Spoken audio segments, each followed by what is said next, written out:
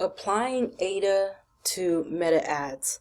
What's up, everybody? My name is Morii Malveaux, and in this video I'm going to quickly show you how to actually apply AIDA to meta ads. This is going to be a very quick video, and I'm also going to provide you with a template walkthrough video that will explain more about the templates that I have available for AIDA, and how to actually use those, because I tried to fit it all in one video, but I couldn't get it done in 15 minutes, so I'm gonna just make a separate walkthrough video.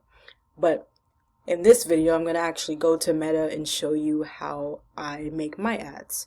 So with that being said, let's go ahead and get into it. So the first thing that I use is this Meta, or this paid social ad copy template. So the reason why I use this is because it comes in handy.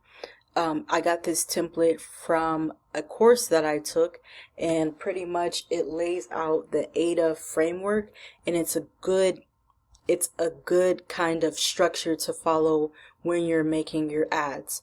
So I'm going to make a separate video that's explaining line by line why I'm using this and how to use it.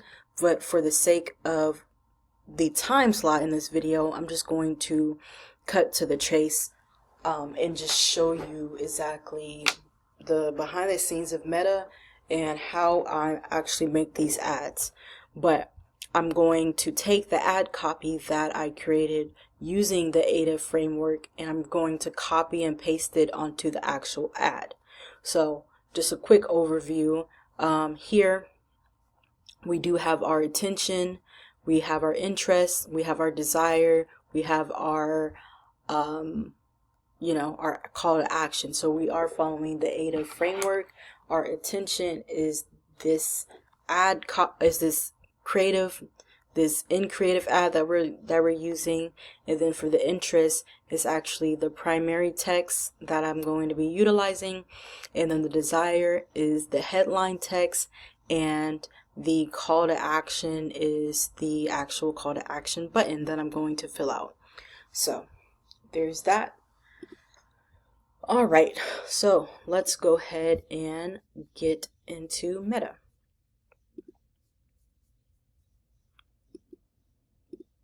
Okay, so here's Meta, guys. This is the ad that I'm currently going to be doing. Now, as far as the ad name, I follow a naming convention. So if you don't know what a naming convention is, it is pretty much a structure or outline of how we name our ads. So as you can see in here, there is a lot of ads that we're running. And so since I'm running so many ads, I don't want to get confused. I want to know exactly what type of ad it is, if what type of audience I'm targeting is. Am I doing prospecting or retargeting? And then I also want to know the campaign, and I want to know the start date and the end date and what market it's in. So a lot of this is actually tied back to this production calendar. So as you can see here, my campaign is season pass. I'm targeting prospecting. My asset type is here I'm actually doing a social static, which is just an image, and then my start date, my flight start and flight end is all right there too, if I were to fill out this information. But that's essentially what a naming convention is. It's just a structured way of naming our ads, so that way when we see it, we know what the ad is targeting, where the campaign is, and when it should end and when it should start. So that's pretty much what it is. So I'm gonna go ahead and go in here, and a good practice is when you're drafting your ads, always turn them off, so they already come on when you first create the ad, so you have to manually turn them off. Okay. For the Facebook page I'm using Wild Adventures because that's the client example. And then as far as the ad setup, I'm doing this a manual upload. Now sometimes when you click in the ad to create an ad, Facebook will try to already have this button filled out because they want you to let them handle all your marketing. But since you're learning how to actually do marketing, you need to be doing all this manually because it will give you more control. And it allows you the ability to tweak and optimize how you want to. Now the format I'm using is single images or video, so I'm gonna click that. I would click this one if I'm doing carousel, and then you would click this one if you're doing collection. So down here, I don't have a schedule for my client. They run their ads 24/7, so I will just unclick that.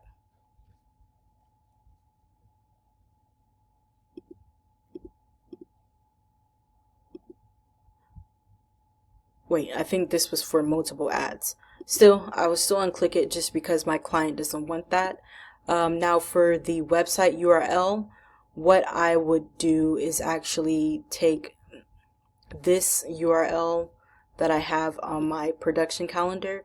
I will copy it and just put it in here. Boom. And then for my browser add-ons, I don't have any. It's really based off of what the client requests, so none. And then for the actual media, so for the static images, what I would do is I click add creative setup, and then I'm only doing an image. So I'm doing three image sizes. And then let's see, delete this, and then not connected. I'm not connected to any store or anything like that. And then I come here, and so I pretty much downloaded these images from Dropbox onto my computer, and as you would notice, they're all different sizes. So this one is 10 by 80 times 1920, or this is 1080 by 1920, and that's for like the story sizes. And then here we have 1200 times 628, and that's more for like the Facebook in feed size. And then last but not least, we have the 1080 by 1080, and that one is for like just when you're scrolling on Facebook on your news feed. So I'm going to show y'all why I did that. So as you can see, I have these three in my library already. And for the news, for the feed in stream ads, I have the original, but as you can see, this one I believe is the, let me see. This one is a 1080 by 1080, and it fits perfectly. But as you will notice with this one, for the stories and reels and search results, I still have some gray borders that are showing. So what I need to do is I would need to replace that with the correct size, which would be the story size, which is 1080 by 1920. And when I click on it, it fits in just perfectly. And then also I would replace this one as well. This one is not correct. So for this one, I would have to use the 1200 by 628, and as you can see, it fits just perfectly. Now for my ads, I stick to the original size just because number one, it's recommended, but for my client, they already send copies of the three different sizes, so that way they fit perfectly. Alright, so for the primary text, headline, and description, I'm going to go back to my paid social ad copy template. So I just grab it and I'm going to put it back. Let's see. It's a lot of back and forth, so I'm just going to put this on the side, copy it, and then I'm going to go down here to the headline.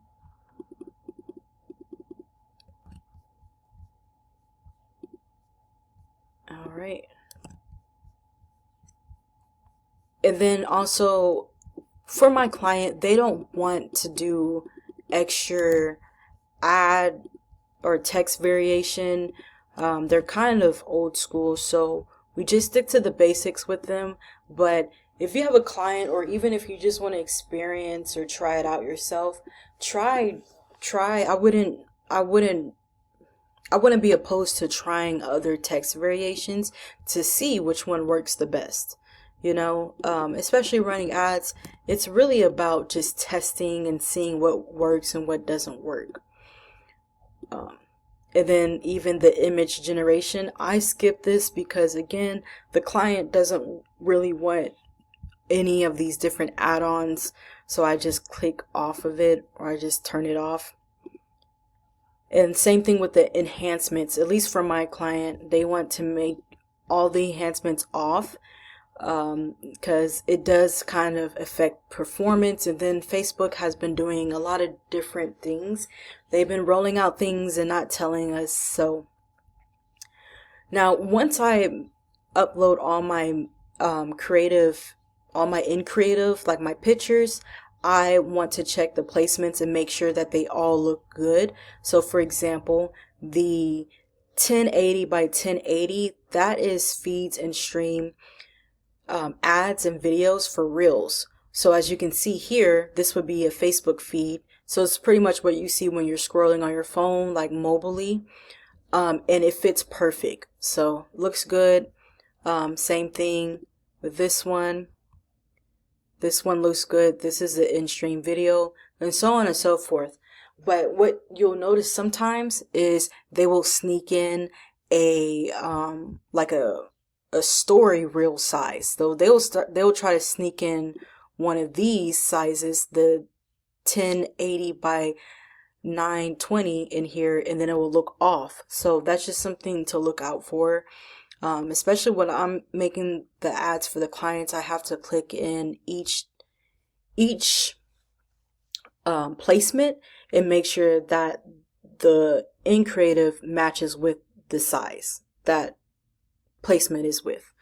I'm pretty sure that made no sense, but guys, this might be a little bit advanced, but essentially this is what it's like to run ads. Now, it may not be on this crazy scale, but this is just give you a taste of how, like, what to look out for when you're making an ad and things like that.